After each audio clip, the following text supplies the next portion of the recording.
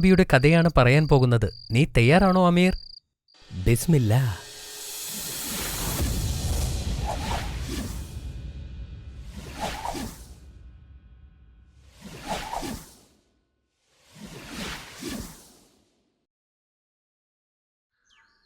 അള്ളാഹുവിൻ്റെ കൽപ്പനപ്രകാരം ഇബ്രാഹിം നബി തൻ്റെ ഭാര്യയെയും മകനെയും ആ മരുഭൂമിയിൽ ഉപേക്ഷിച്ച് തിരികെ പോയി.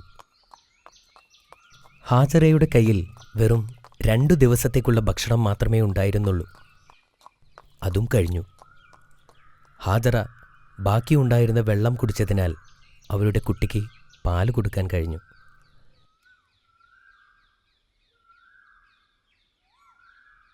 ഏറെ താമസിയാതെ വെള്ളവും തീർന്നു. അവർക്ക് ദാഹം അനുഭവപ്പെടാൻ തുടങ്ങി. കുറച്ചു കഴിഞ്ഞപ്പോൾ കുഞ്ഞ് ദാഹിച്ച് കരയാനും തുടങ്ങി.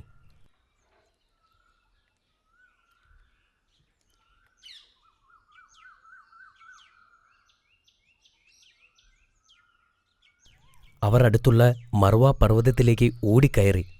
അവിടെ ആരെങ്കിലും കാണുകയോ എന്തെങ്കിലും ലഭിക്കുകയോ ചെയ്തിരുന്നെങ്കിലെന്ന പ്രതീക്ഷ അവർക്കുണ്ടായിരുന്നു. പക്ഷേ അങ്ങനെ ഒന്നും കാണാൻ സാധിച്ചില്ല. തുടർന്ന് അടുത്തുള്ള പർവ്വതമായ സഫയിലേക്ക് ഓടി. അവിടെയും ഇതുതന്നെയായിരുന്നു അവസ്ഥ. അങ്ങനെ അവർ 7 തവണ സഫയ്ക്കും മർവയ്ക്കും ഇടയിലൂടെ ഓടി. ഒടുവിൽ ഹാജറ അവശയായി. അവർ കുട്ടിയുടെ സമീപം വന്നിരുന്നു. അപ്പോൾ അവർ ഒരു ശബ്ദം കേട്ടു. അവർ അത് എന്താണെന്നറിയാൻ വേണ്ടി കാതോർത്തു നിന്നു. വീണ്ടും ആ ശബ്ദം കേട്ടപ്പോൾ അവർ ചോദിച്ചു, നിങ്ങൾ ആരാണെങ്കിലും അള്ളാഹു നിങ്ങളെ എനിക്ക് കേൾപ്പിച്ചു തന്നു. എന്നെ സഹായിക്കാൻ കഴിയുമോ?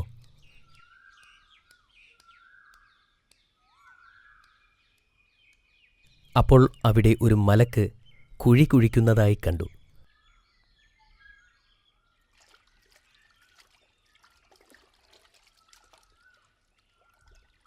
വെള്ളം കണ്ടപ്പോൾ ഹാജറ ഓടിച്ചെന്ന് അതിന് തടം കെട്ടാൻ തുടങ്ങി. അവർ അതിൽ നിന്നും വെള്ളം കുടിക്കുകയും പാത്രത്തിൽ ശേഖരിക്കുകയും തൻ്റെ കുഞ്ഞിൻ്റെ അടുത്തേക്ക് ഓടിച്ചെല്ലുകയും ചെയ്തു. ആ ഉറവ പൊട്ടിയ സ്ഥലം സംസം എന്നറിയപ്പെട്ടു. ഏതാനും ദിവസങ്ങൾക്ക് ശേഷം ചിലർ മക്കയിലൂടെ സഞ്ചരിക്കുകയായിരുന്നു. അപ്പോൾ പക്ഷികൾ മർവ പർവ്വതത്തിന് ചുറ്റും വട്ടമിട്ട് പറക്കുന്നതായി ശ്രദ്ധയിൽപ്പെട്ടു. അവിടെ വെള്ളം ഉണ്ടാകാനുള്ള സാധ്യതയുണ്ടെന്ന് അവർ മനസ്സിലാക്കി. അവർ മർവയിലേക്ക് നീങ്ങി. അവർ അവിടെ എത്തിയപ്പോൾ അവിടെ നിൽക്കുന്ന സ്ത്രീയെയും കുഞ്ഞിനെയും കണ്ട് അവർ അത്ഭുതപ്പെട്ടു. ഈ വെള്ളം ഉപയോഗിക്കാൻ അവർ ഹാജറയോട് അനുവാദം ചോദിച്ചു. അതുപോലെ ഒരുപാട് ആളുകൾ മർവയിലേക്ക് വരാൻ തുടങ്ങി. അവിടെ മനുഷ്യവാസം ആരംഭിച്ചു. ഇസ്മായിൽ നബി വളർന്നു വലുതായി. അദ്ദേഹം മർവ നിവാസികളുടെ അടുക്കൽ നിന്നും അറബി പഠിച്ചു. അദ്ദേഹം വളരെ നല്ല ബാലനായി വളർന്നു. അദ്ദേഹത്തിൻ്റെ നന്മകൾ കാരണം എല്ലാവരും അദ്ദേഹത്തെ ആദരിച്ചു. അദ്ദേഹം തൻ്റെ പിതാവിനെക്കുറിച്ച് ആലോചിക്കാറുണ്ടായിരുന്നു. ഒരു ദിവസം ഇബ്രാഹിം നബി തിരികെ വരുമെന്ന് അദ്ദേഹത്തിന് അറിയാമായിരുന്നു. ഇസ്മായിൽ നബി ഒരു വിവാഹം കഴിച്ചു. സമാധാനപരമായി ജീവിതം നയിച്ചു. ഇബ്രാഹിം നബി വളരെ അസ്വസ്ഥനായിരുന്നു. അദ്ദേഹം തൻ്റെ ഭാര്യയെയും മകനെയും കാണാൻ ഏറെ ആഗ്രഹിച്ചിരുന്നു. ഒരിക്കൽ അദ്ദേഹം അവരെ കാണാൻ മക്കയിലേക്ക് പോകാൻ തീരുമാനിച്ചു. ഏറെക്കാലം സഞ്ചരിച്ച് അദ്ദേഹം മക്കയിലെത്തി.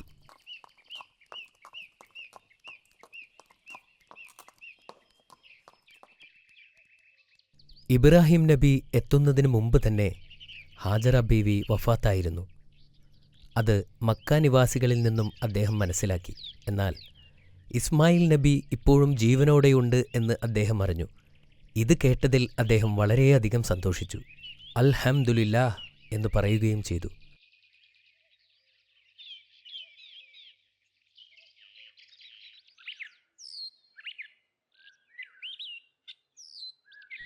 ഇസ്മായിൽ നബി പിതാവിനെ കണ്ടതും ഓടിച്ചെന്ന് അദ്ദേഹത്തെ കെട്ടിപ്പിടിച്ചു. അദ്ദേഹത്തിന് സ്വന്തം കണ്ണുകളെ വിശ്വസിക്കാനായില്ല. ഏറെ കാലങ്ങൾക്ക് ശേഷം തൻ്റെ പിതാവിനെ കണ്ടതിൽ അദ്ദേഹം വളരെയധികം സന്തോഷവാനായിരുന്നു. അവർക്ക് ഇരുവർക്കും ഇത് വളരെ സന്തോഷമുണ്ടാക്കിയ സമയമായിരുന്നു. ഒരിക്കൽ അല്ലാഹു ഇബ്രാഹിം നബിയെ പരീക്ഷിക്കാൻ തീരുമാനിച്ചു. ഇബ്രാഹിം നബി ഉറങ്ങുമ്പോൾ ഒരു സ്വപ്നം കണ്ടു. അതിൽ അദ്ദേഹം തൻ്റെ മകനെ അല്ലാഹുവിനു വേണ്ടി ബലിയർപ്പിക്കുന്നതായും കണ്ടു. അദ്ദേഹം ഞെട്ടിയെണീറ്റു. പക്ഷേ അതൊരു സ്വപ്നമായതിനാൽ അദ്ദേഹം അത് കാര്യമാക്കിയില്ല. രണ്ടാമത്തെ ദിവസവും ഇത് തന്നെ ആവർത്തിച്ചപ്പോൾ അദ്ദേഹത്തിന് മനസ്സിലായി, ഇത് അല്ലാഹു തനിക്ക് നൽകിയ നിർദ്ദേശമാണ്.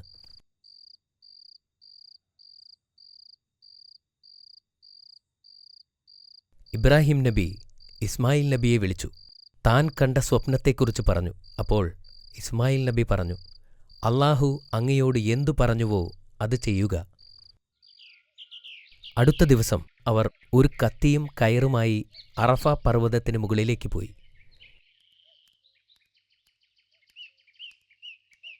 പർവ്വതത്തിന് മുകളിലെത്തിയപ്പോൾ ഇസ്മായിൽ നബി തൻ്റെ കൈകാലുകൾ കെട്ടിയിടാൻ തൻ്റെ പിതാവിനോട് ആവശ്യപ്പെട്ടു.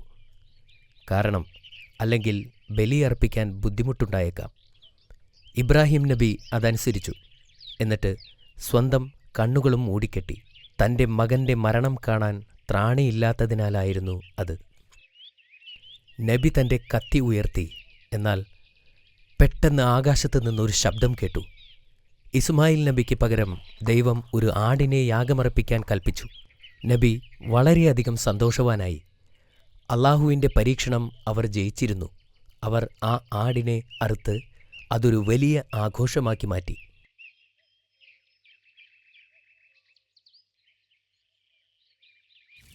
അവർ ഇരുവരും അല്ലാഹുവിലേക്ക് ആളുകളെ ക്ഷണിച്ചുകൊണ്ടേയിരുന്നു. അവർക്ക് എന്നാൽ ആരാധനയ്ക്ക് പറ്റിയ ഒരിടം ഇല്ലായിരുന്നു. അപ്പോൾ അല്ലാഹു അവരോട് തനിക്ക് വേണ്ടി ഒരു ഭവനം നിർമ്മിക്കാൻ ആവശ്യപ്പെട്ടു. അല്ലാഹു അവരോട് കഅബ നിർമ്മിക്കാൻ ആവശ്യപ്പെട്ടു. അത് ഇബ്രാഹിം നബി തൻ്റെ മകനോടും പറഞ്ഞു. അല്ലാഹു പറഞ്ഞത് തന്നെ നമുക്ക് ചെയ്യാം എന്നദ്ദേഹം മറുപടി നൽകി.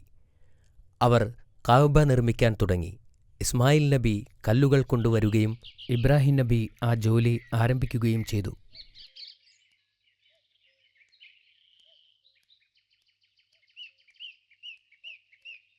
ചുമരിന് ഉയരം കൂടിയപ്പോൾ ഇസ്മായിൽ നബി വലിയ കല്ലുകൾ ഇബ്രാഹിം നബിക്ക് വേണ്ടി കൊണ്ടുവന്ന് അദ്ദേഹം അതിന് മുകളിൽ കയറി നിന്ന് തൻ്റെ ജോലി പൂർത്തിയാക്കുകയും ചെയ്തു. അതിൻ്റെ മൂലക്കല്ല് സ്ഥാപിക്കാൻ ഇസ്മായിൽ നബിയോട് കല്ല് ശേഖരിക്കാനായി ആവശ്യപ്പെട്ടു. അദ്ദേഹം വളരെ ക്ഷീണിതനായിരുന്നു. എങ്കിലും കല്ല് ശേഖരിക്കാനായി പോയി.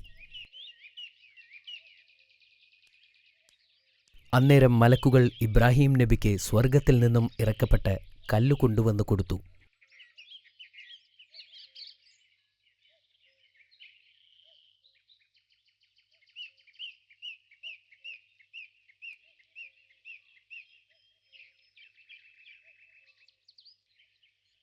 ആദ്യകാലത്ത് അതിൻ്റെ നിറം വെളുപ്പായിരുന്നു. പിന്നീട് ആളുകളുടെ പാപം കാരണം അത് കറുപ്പായി മാറപ്പെട്ടു. തിരികെ എത്തിയ ഇസ്മായിൽ നബി ആ കല്ല് കണ്ട് അത്ഭുതപ്പെട്ടു. അദ്ദേഹം ചോദിച്ചു, ആരാണ് ഈ കല്ല് കൊണ്ടുവന്നത്?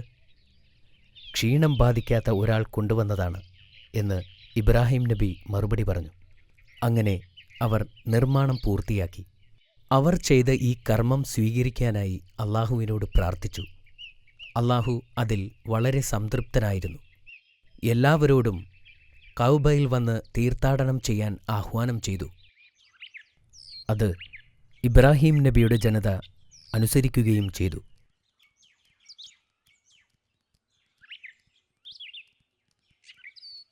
ഇബ്രാഹിം നബിക്കും സാറയ്ക്കും പ്രായമായി. ഒരിക്കൽ അവരുടെ വീട്ടിലിരിക്കുമ്പോൾ 3 അതിഥികൾ വരുന്നത് കണ്ടു. യഥാർത്ഥത്തിൽ അവർ അല്ലാഹു അയച്ച മലക്കുകളായിരുന്നു. ഇബ്രാഹിം നബി അവരെ സ്വീകരിച്ചു. അവർക്ക് ഭക്ഷണം വിളമ്പി. ചുട്ട കാളക്കുട്ടിയുടെ മാംസം അവർക്ക് നൽകി. എന്നാൽ ആ ഭക്ഷണം അതിഥികൾ തൊടുന്നതുപോലും ഉണ്ടായിരുന്നില്ല. ഇത് കണ്ട ഇബ്രാഹിം നബി ഭയപ്പെട്ടു. അപ്പോൾ അവർ പറഞ്ഞു, അല്ലാഹു അയച്ച മലക്കുകളാണ് ഞങ്ങൾ. ഇബ്രാഹിം നബിക്ക് ഒരു സന്തോഷവാർത്ത അറിയിക്കാനാണ് ഞങ്ങൾ വന്നത്. സാറ ഒരു ആൺകുഞ്ഞിന് ജന്മം നൽകും.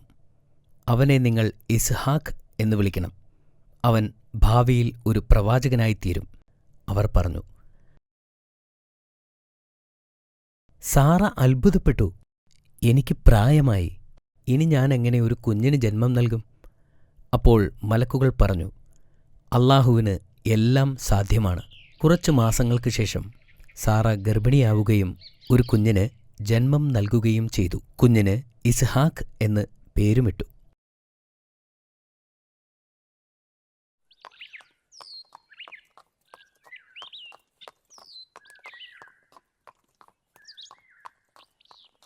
വർഷങ്ങൾക്കു ശേഷം ഇബ്രാഹിം നബി തന്റെ മകനെ കാണാൻ വേണ്ടി തിരികെ വന്നു. അദ്ദേഹം വീട്ടിലെത്തിയപ്പോൾ ഇസ്മായിൽ നബി വീട്ടിലില്ലായിരുന്നു.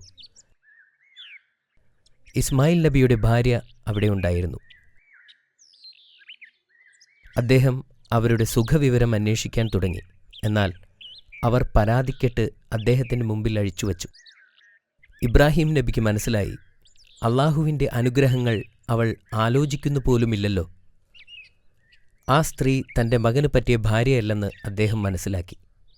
അദ്ദേഹം തൻ്റെ മകന് മനസ്സിലാകുന്ന തരത്തിൽ ഒരു സന്ദേശം അവൾക്ക് നൽകി. ഇസ്മായിൽ നബി വരുമ്പോൾ അദ്ദേഹത്തോട് സലാം പറയാൻ അദ്ദേഹം ആവശ്യപ്പെട്ടു. ഈ ഗോപുരത്തിൻ്റെ പൂമുഖം മാറ്റുവാൻ നീ അവനോട് പറയണം എന്നദ്ദേഹം പറഞ്ഞു. ഇസ്മായിൽ നബി തിരിച്ചു വന്നപ്പോൾ അദ്ദേഹം കാര്യങ്ങൾ അന്വേഷിച്ചു. അവർ ഇബ്രാഹിം നബി പറഞ്ഞ കാര്യങ്ങൾ അദ്ദേഹത്തോട് പറഞ്ഞു. ഇത് കേട്ടപ്പോൾ തൻ്റെ പിതാവ് എന്താണ് ഉദ്ദേശിച്ചതെന്ന് ഇസ്മായിൽ നബിക്ക് മനസ്സിലായി. അദ്ദേഹം അവളോട് പറഞ്ഞു, എൻ്റെ പിതാവ് എന്നോട് പറഞ്ഞത് നിനക്ക് വിവാഹമോചനം നൽകാനാണ്. ഇനി നിനക്ക് നിന്റെ വീട്ടിലേക്ക് പോകാം. അവർ അവരുടെ വീട്ടിലേക്ക് മടങ്ങി. ഇസ്മായിൽ നബി മറ്റൊരു വിവാഹം കഴിച്ചു. വർഷങ്ങൾക്ക് ശേഷം വീണ്ടും ഇബ്രാഹിം നബി മകനെ കാണാനായി വീട്ടിലേക്കെത്തി. അദ്ദേഹം എത്തിയപ്പോൾ ഇസ്മായിൽ നബി അവിടെ ഇല്ലായിരുന്നു. അദ്ദേഹം പുതിയ ഭാര്യയോട് അന്നത്തെ വിശേഷങ്ങൾ അന്വേഷിച്ചു. ആ സ്ത്രീയുടെ മറുപടിയിൽ നിന്നും അവർ നല്ലൊരു വനിതയാണെന്ന് അദ്ദേഹം മനസ്സിലാക്കി. ആ സ്ത്രീ എപ്പോഴും അള്ളാഹുവിനെ സ്തുതിക്കുമായിരുന്നു. ഇത് കണ്ട് ഇബ്രാഹിം നബി സന്തുഷ്ടനായി. അദ്ദേഹം ആ സ്ത്രീയോട് പറഞ്ഞു, ഭർത്താവ് വരുമ്പോൾ വീടിൻ്റെ ഉമ്മറം ഉറപ്പിച്ചു നിർത്താൻ പറയണം. ഈ രഹസ്യ സന്ദേശം നൽകി അദ്ദേഹം തിരിച്ചുപോയി. ഇസ്മായിൽ നബി വീട്ടിലെത്തിയപ്പോൾ ഭാര്യയോട് കാര്യങ്ങൾ അന്വേഷിച്ചു.